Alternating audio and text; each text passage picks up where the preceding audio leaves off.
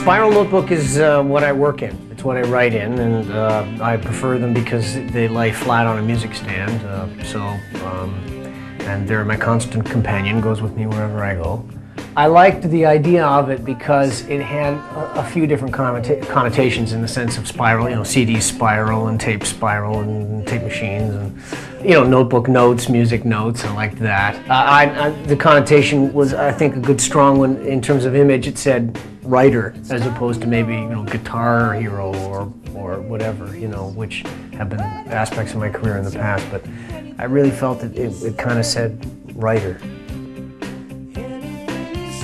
Who's out there buying Bonnie Raitt records and Don Henley records and Sting records and, you know, Billy Joel records and you know, here in Canada you have things like the Rankin Family and you know, I look at that and I say, well, I kind of feel personally like I belong more, say, on a Rita McNeil show than I do hoping that I'm going to get hired to be another roadside attraction.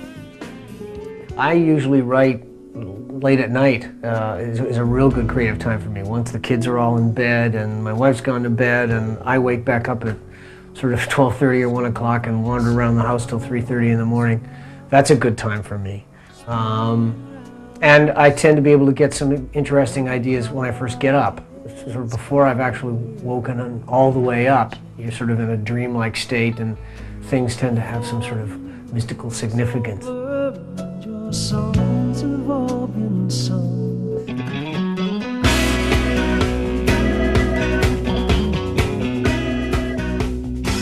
The Chalet up in Claremont.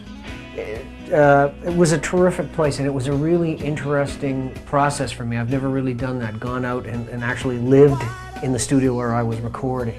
Beautiful location, got up in the morning, went for walks, saw the deers gamboling about through the greenery, and it was a very organic feeling. You know, the band sat down to eat together and we hung together, and I mean, it was only there for a week, but we got a lot of work done in that little time period, and I'd swear by the process.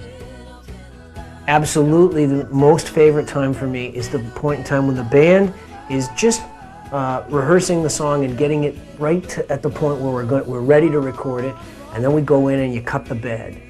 That's my favorite point of recording.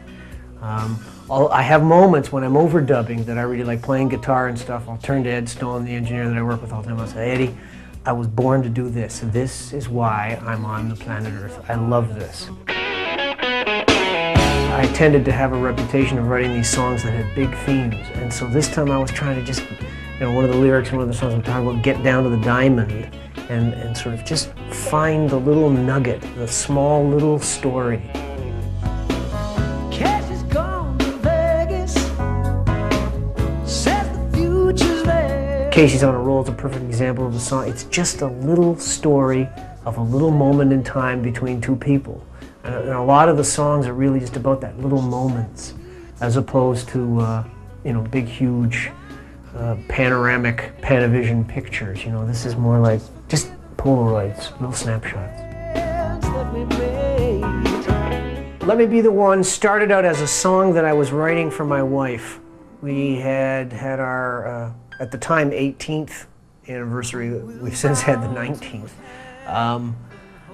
And the lyrics originally were stuff like, who's gonna hold you when you're hurting, and who's gonna see you through the pain, and who's gonna, like, just the rigors of having a relationship last such a long time. Then a friend of ours was getting married and asked if I'd sing for her at the wedding. So I rewrote some of the lyrics and turned it into a wedding song, and it seemed to go over quite well. From the youngest to the little old ladies with the blue hair, they said, oh, that's a lovely song. You should put that out as a record. Actually, I had one lady come up to me after and said, she said something like, you know, you're really good at this. You should think about trying to do this professionally. I went, oh, okay, I'll consider that, thank you. The song Anything You Say started out, I was up at the cottage. Friends of ours have a cottage on Dyson Lake, which is up in the Muskokas. And I was playing on an old classical guitar of mine, and I had this little chord progression. I was just thumbing these eighth note kind of little progression.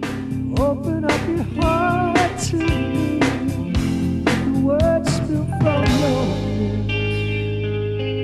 I got 4 kids, and so 4 kids and my wife and I in the cottage, and there's no TV and there's no cable, there's no nothing.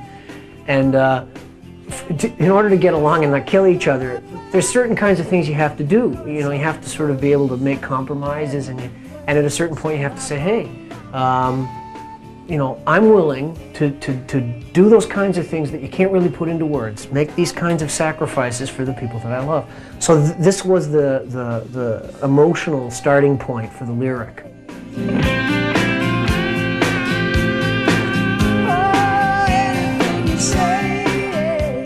You go through this process, you write these songs, and then in the end you say, what are the best songs? You know, which songs do I think I've really actually nailed it?